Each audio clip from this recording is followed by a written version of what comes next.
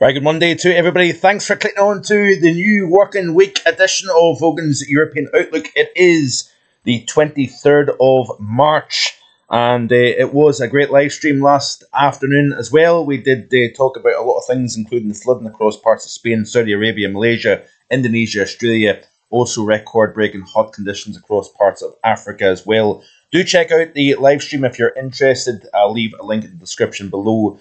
That was at 4 p.m. yesterday afternoon. And a new working week once again. We have got the continuation of relatively quiet conditions. Generally speaking, we did see more in the way of showers and even localised thunderstorms through the course of the weekend across the UK. As that high slipped off to the northeast, introduced something a lot more unstable. That weather that's been affecting the Iberian Peninsula over the course of the past week or so.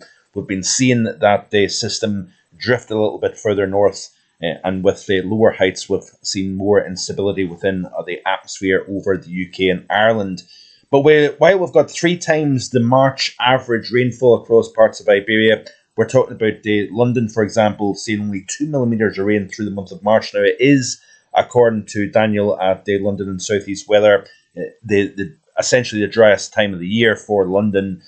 We are talking about very, very little in the way of rainfall. And this is coming off the back of a dry February as well. And when you look at the projections into the month of April, this could start to suggest that if we see a dry April, possibly even extended into the month of May, we could be talking about some fairly warm temperatures, warmer than what you would expect if we continue to see these dry conditions persist. But this is the precipitation according to the ECM weeklies over the next 7 days, and we've got reasonably high amounts of precip along that north coast of Spain, through the Pyrenees, into southeastern France, through the Alpine region, and particularly so across the Balkans. Also northwestern the UK as well. We're seeing higher pressure building once again into the UK and Ireland.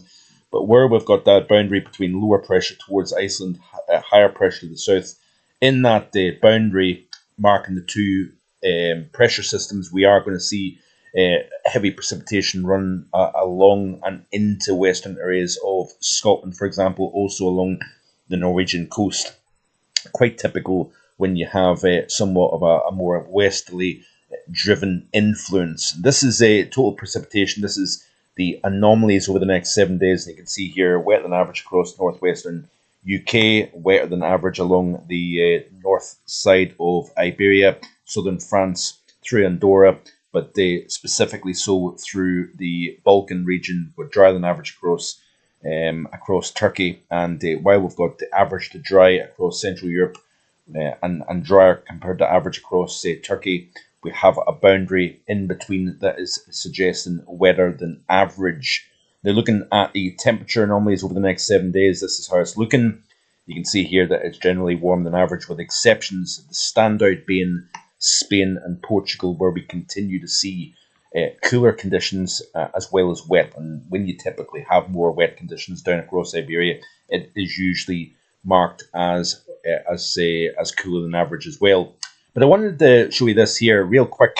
This is the ERA December through February cumulative snowfall anomaly for the Northern Hemisphere. And while a lot of people are saying it was a very disappointing winter, not for everybody. And this was shown in yesterday's live stream, a tweet by Judah Cohen.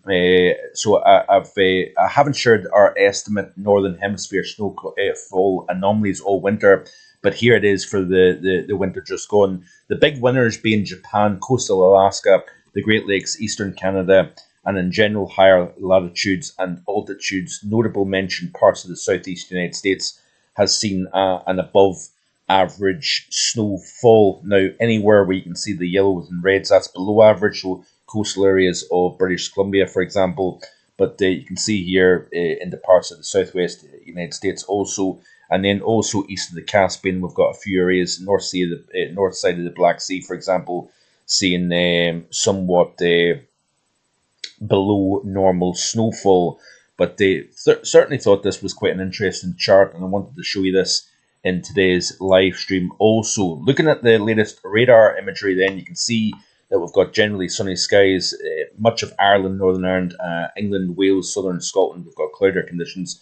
Up across the north here, where we've got a boundary separating lower pressure to the north, higher pressure to the south, and we've got some fairly windy conditions also. Actually, my wife headed out early this morning, back at 5 a.m. Sorry, to head off to work, and I could hear the car getting scraped, and I was surprised.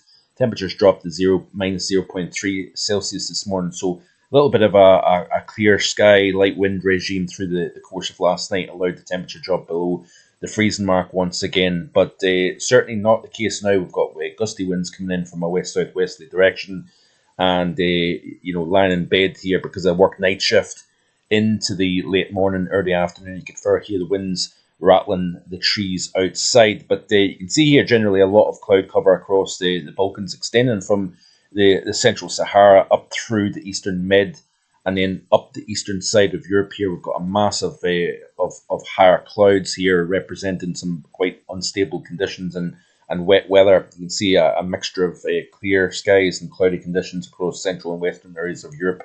But certainly decent conditions across the majority of the UK. Looking at current temperatures then, this is a graphic I haven't showed. This is actually heaviest precipitation over the last 24 hours. First and foremost, you can see here some big totals here across parts of Iberia, particularly so across the north of Iberia, then into the Balkan region.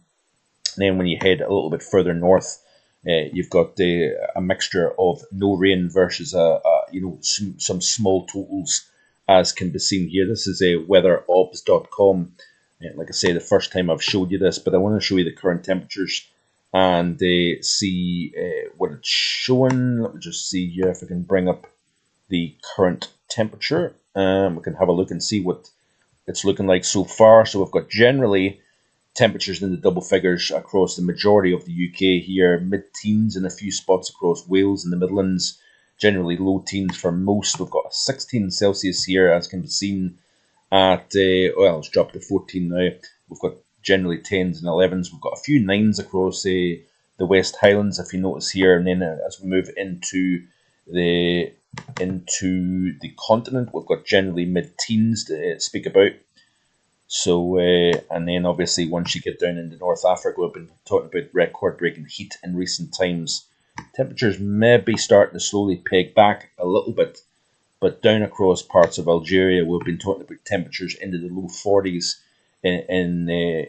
Still got the low 40s down across the far south of Algeria, if you notice here. And then once you get into Niger and Mali, we've been talking about temperatures pushing the mid-40s here. So obviously we're approaching the hottest time of the year down in the sub-Saharan region of Africa.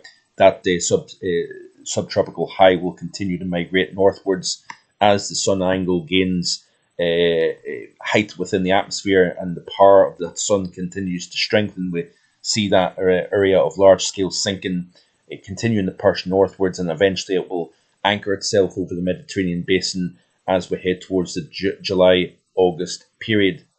So let me just see here, looking at the latest overview. So this is the precipitation, cloud, temperature and pressure of the ECMWF model. You can see here that as we play through the course of today, generally speaking, we're flirting with a weather system moving into the far north of the UK here, but not a great deal of rain to speak about. Then the pressure builds as we move into Tuesday and Wednesday.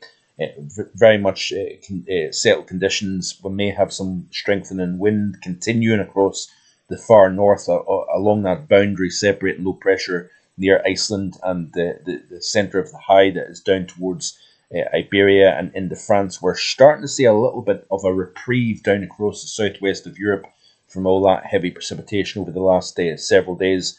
The core of that wet weather is now moving into, like I said already, the Balkan region. But continuing to play through here, there's the northern half of the UK flirting with much more unsettled conditions as we move towards late Wednesday into Thursday. We've got an area of low pressure that's actually going to pivot down out of Iceland over the UK, and we're going to drag in something a little bit colder, so we're going to see a bit of a changeover in terms of liquid precipitation into something a little bit more frozen, especially over moderate to high ground. No surprise really, we're still in the month of March, of course, and you can even get heavy snowfall through the month of April as well. So I think because we've not had much in the way of cold weather in the last little while, I suppose, and there's been a real lack of snowfall, because we've not had a particularly a great deal of moisture associated with any cold air. Really, since the back half of February and through March so far, we've not had an awful lot of moisture to play with. Yes, we've had some spells of colder weather, nothing major, nothing significant for the time of year, but that colder weather has came with an absence of moisture, hence why we've not had much in the way of snowfall. So when you do talk about snow, it sounds more unusual than it actually is, because we forget that we're still in the month of March. We're going into the month of April, which can deliver unsettled conditions and even wintry conditions. But as we move into the beginnings of April, we've got high pressure remaining in control, as can be seen here, played through the loop. And it's still that blocky pattern. It looks as if there's a bit of a Scandi high trying to develop as we move towards the latter half of this run. We'll wait and see what happens, but the general overall emphasis being that this dry theme looks as if it's going to continue. We'll continue to watch this going forward as well, because that may have relevance further down the road. So stay tuned. Hope you're enjoying the content here. Some lovely comments in recent times about appreciating the content that they're consuming here on the channel. It is greatly appreciated, and also absolutely free content 6 days a week here. So stay tuned, like and subscribe, and I'll see you tomorrow with more. Enjoy the rest of your Monday. Bye for now.